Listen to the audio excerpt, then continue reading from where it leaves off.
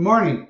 For the next 3 weeks, we'll be planning and working and developing our informative speeches.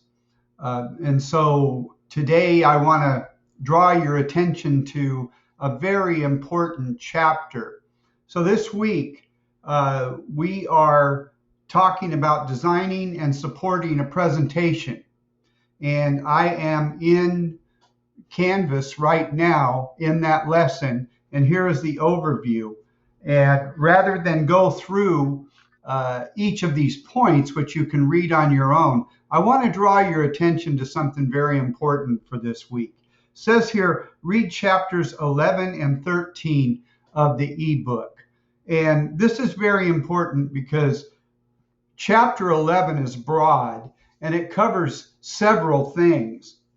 It covers supporting your speech with information and supporting material. It covers organizational patterns like chronological, topical, or cause and effect.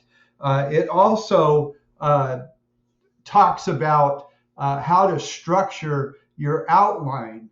So once you pick a pattern, then you need to structure it according to introduction, body, conclusion. In an extemporaneous manner. So there's a lot of topics involved with chapter 11 that we need to pay particular attention to.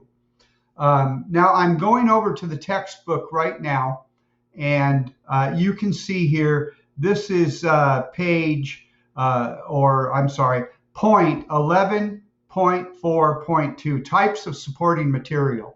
Now, you may use other words for supporting material, words like evidence or proof or expert opinion, but we call this in speech supporting material.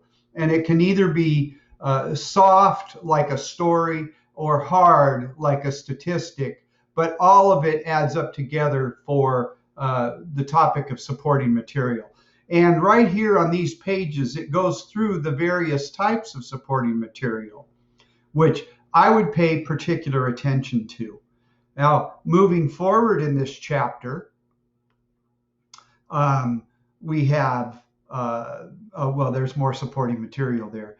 But if I get to the next page, and more supporting material like statistics. So you can see they spend a good amount of time on how supporting your material, supporting your speech, so that you're not just talking off the top of your head.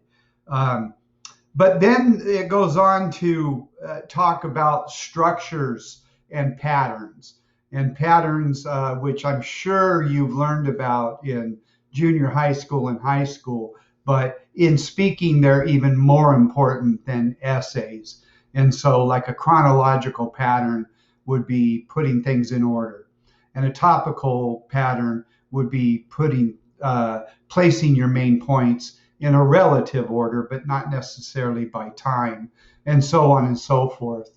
Now, the type of speaking I'm doing right now is extemporaneous speaking.